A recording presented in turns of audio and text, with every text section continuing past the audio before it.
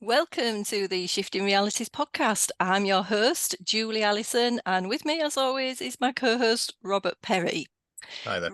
Right, we've got an interview today. We're very excited to introduce you to Lisa. Now, Lisa, we wanted to interview because we know that she's on a similar, the same similar path to us. But what the lovely thing is we all do it in slightly different ways. So we wanted Lisa to share, how she's got here, how she's, her journey and what she's doing now, how she's even got here. I'm not going to introduce Lisa in a way of, she is this, she's that, because Lisa, a bit like us, she just doesn't want to be, have a title, with anything. And I do agree with that because everything is to do with frequency. So I'm sure you will actually vibrate with Lisa and align with Lisa as she starts talking. So now I'm going to give Lisa a chance to talk and just ask you, Lisa, first of all, how did you get into this? What was your journey like getting into your spiritual, your spiritual sort of awakening, and then into what you're doing today to help yourself and help people? So basically, the majority of it really started to happen after I had my second child. Um, I always say that he was kind of one of the instruments, if you like, to plug me back into myself and take me away from just the societal programming. Um, Obviously, as we know, as we're growing up as children, we actually have these skills which maybe we don't always learn to harness at such a young age. Sorry, my throat chakra's going. But that's just, again, that's the societal impact I found. So really, he was kind of one of my key points, by literally just wanting me to get back to drawing and painting again. So yeah, so it started off with his interest in animals, massive interest in animals, and just daily requests for me to draw small sketches of animals, which then led to a huge mural on his bedroom wall. And I was just like, what the hell, I'll buy a load of acrylic paint, spend a fortune. And it was a place of solace, really. It helped me tune back into me and who I am. So that's really how it all started to develop, naturally. Yeah, that feels so much like when people have children, how if you just listen, like you have, Lisa, when you just start listening to your children and not thinking you know more than they do, they are more awake than we ever were when we were children, I'm sure, at this day and age. It sounds like, it's just been an absolute pivotal part in how you've then come into your spirituality, because I know you're an artist as well now, aren't you? Yeah, Yeah, I do- it's self-healing artist, isn't it? Lovely for healing. Yeah. yeah, definitely. It is just that key of actually listening to what's important and drowning out the background noise, really. Um, yeah, just coming away from what's the stressful situations that are created in life. That's meant to keep us in that box, if you like. Mm. Yeah, it feels like, as well, where some people, they feel it's not stressful to just sit the child in front of a TV, or, that they haven't got time to be drawing with a child, and they're sort of missing out on so much, aren't they, with Yeah. that? So, yeah. So how do you think, in terms of what you do, what else do you do to help you? How have you done your self-healing? How are you helping current clients? So, from the aspect of art, that kind of ploughed me more into social media. So, Instagram, I'd never dabbled with Instagram before that. It took me a long time to come around to Facebook, but that was a whole other aspect that led me to Facebook. So, yeah, So Instagram was then where I met, I started to form a group of connections, if you like. And it was really at that point that I got chatting to another artist.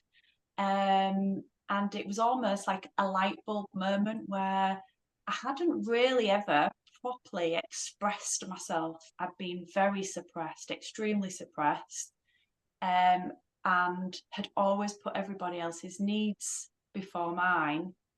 And what I've come to realise is, again, that is a social programming that's become of us.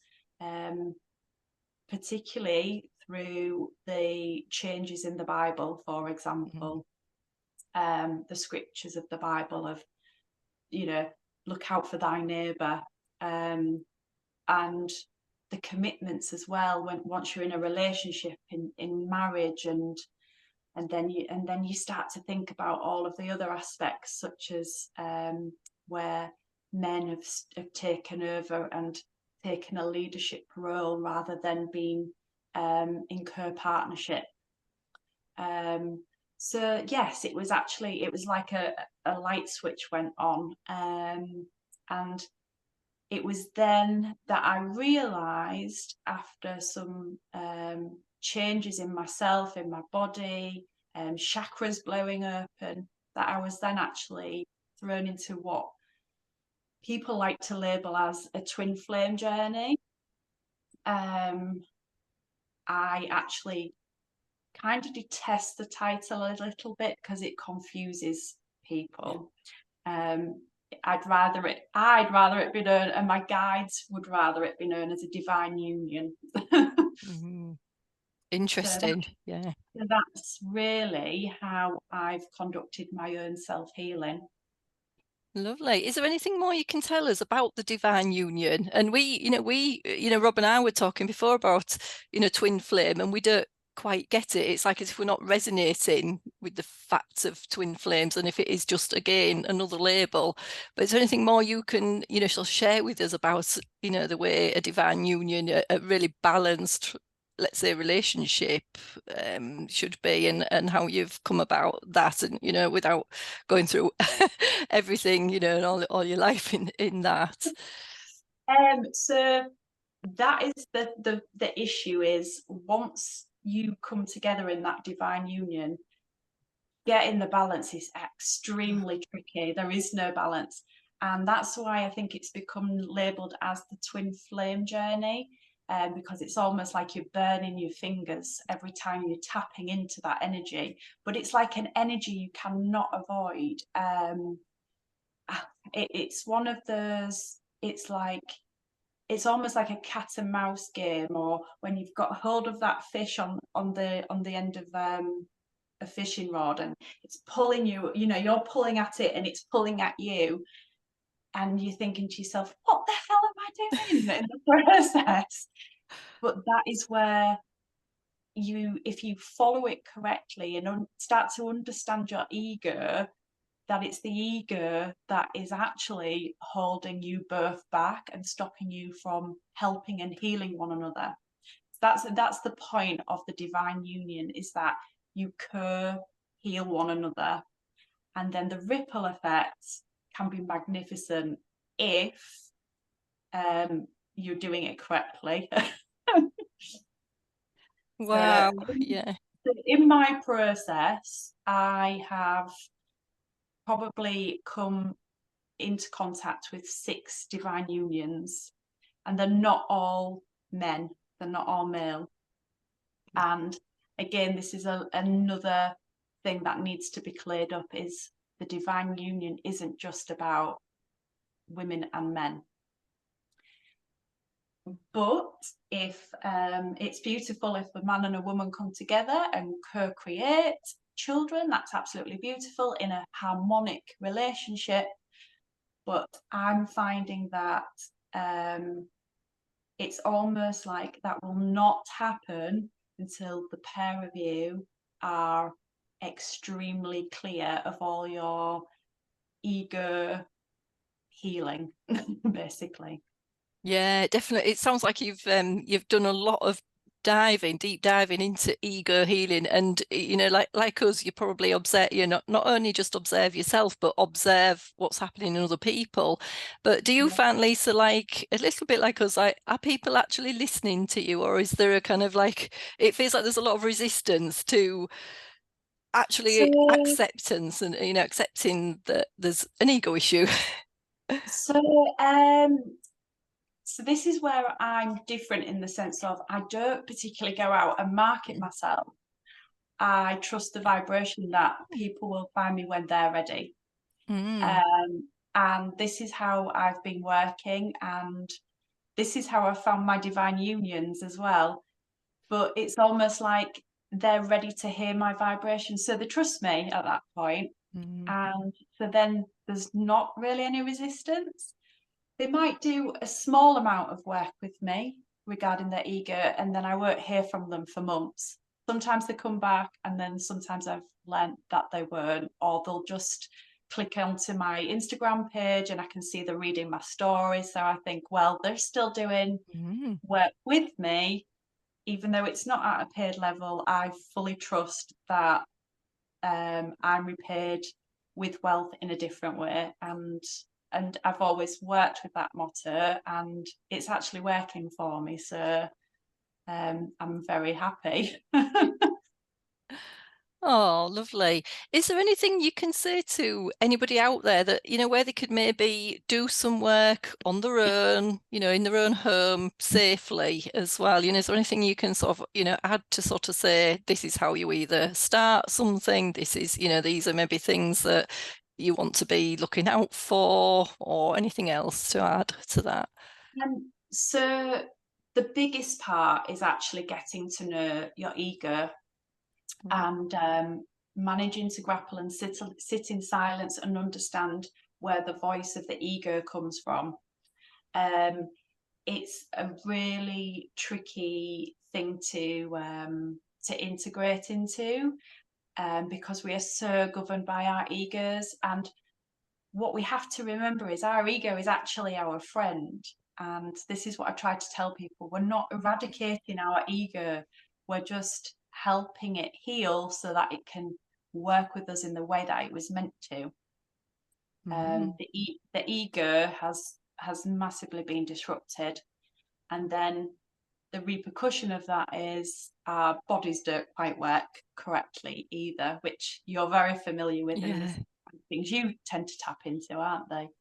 Yeah, that's right. It's that, it's one of the symptoms, isn't it? It's just a symptom, body, physical issue, whether that's some kind of chronic issue, whether it's a pain or something, instead of just reaching out for the painkiller and suppressing it, yeah, there's lots of things that we can, tell people to look, to look for and watch out for, that this is actually giving you that sign, that wonderful synchronicity from soul that, hey, something's wrong, isn't it?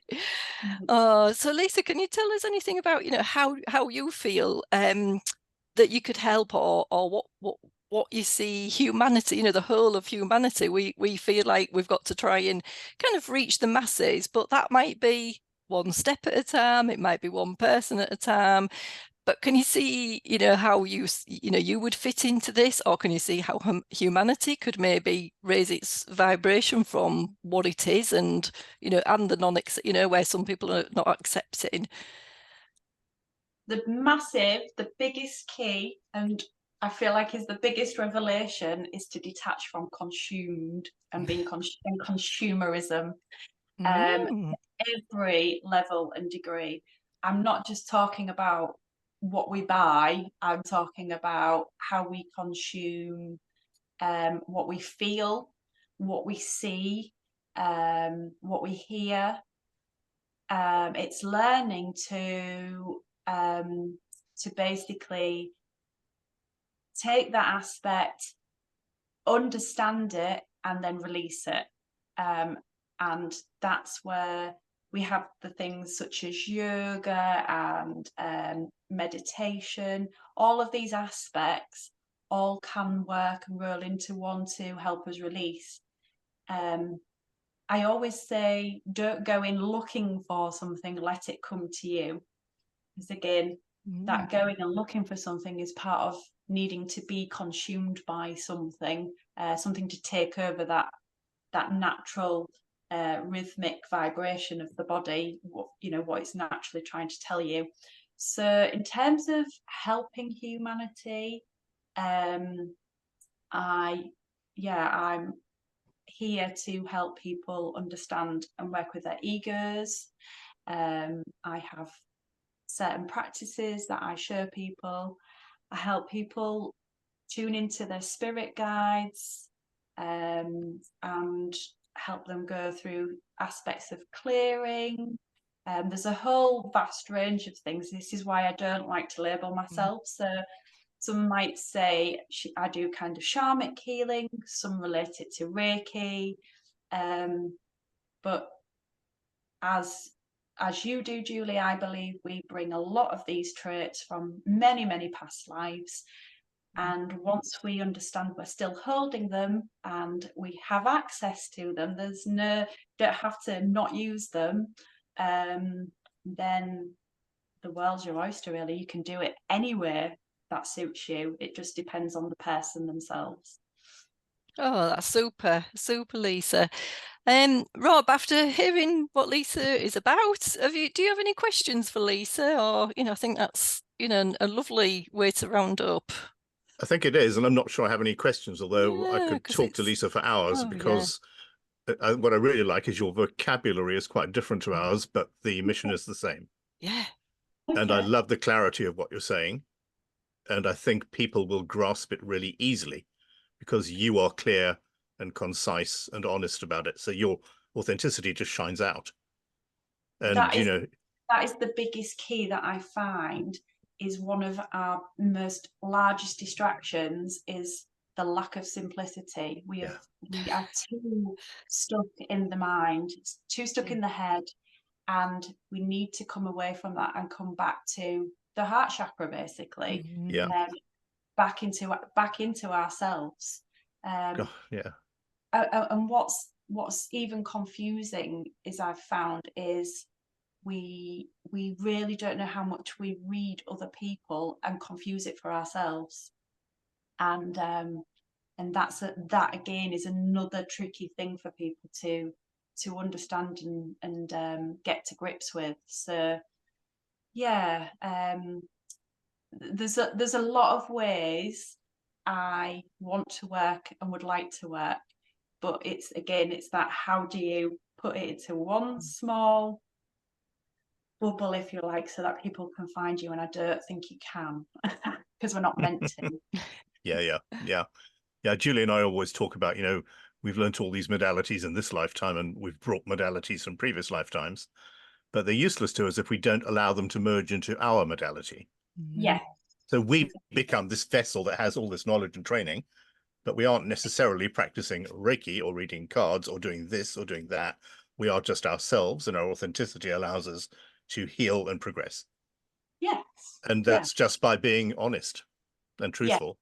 Yes. Yeah. So it's this heart chakra always. Yep. It's just thinking you have more tools than, say, a hammer and a nail.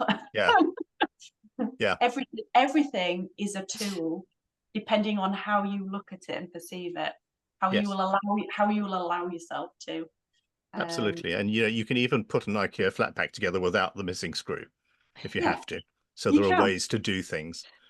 Julie and I often talk about just how complicated the spiritual world makes things. Yes, exactly. And I can't blame anybody coming into this world from going, I don't know what I'm supposed to think. Where do I follow? So we're always saying follow yourself fundamentally. Yes. Find people to mentor you and take you on the journey. And then, Julie and I both really want people to be free. Nothing better than saying to a client, off you go. We're done. You're on your own now. Go for it. That's the biggest joy. Here's your handbook to you. For you personally. Yes, there are blank pages at the end, so you can carry on. Yeah. And we say, Lisa, we say like that, we can help somebody, but all, the manual is all within us. It's all, as I would say, in the DNA, but it's all within us, isn't it? You know, your own manual of how to live, how to thrive, you know, how you want to be joyful, etc. Everything, it's all within you, and you just need to reach, you know, it's like reaching to that, you know, deepest, it might be the deepest cavern within you. When you extract everything out that you don't need, like you've just been saying, Lisa, just get rid of everything you don't need. Might take a while, but shouldn't be as complicated. You do not need, it's people hanging on that make it complicated. And that's just because we've been conditioned to do that. And as you say, I love the way you come up with, you know, it's consuming. You know, we want to consume everything, and we want to hang on to everything and make it completely envelop our bodies. And there's no need, you know, it's like, just work on it, let it go, understand it, you know, a bit of a lesson, understand it, never want to do that again. And that's it. And then you can move on and create all these lovely new relationships, and with a new vibration, new frequency. I think that's what we're all about. So this is why we loved you to come on, Lisa, because you just in such a different way, but in the same way, just like us. Yeah, so thank you ever so much, Lisa, for coming on and speaking to us today. That was so, you know, just amazing, you know, so concise, and people will really understand where you're coming from, who you are, what you're about, without having to do any labels whatsoever. So just to confirm then, people, if people want to find you, to follow you, you're on Instagram, aren't you? And we'll put your Instagram account, you know, on a link below. So yeah. And I always just say to people, just DM me there. Just send me a private message there, if they want to chat with me, to sound me out, or if they want to work with me. Yeah, just head there.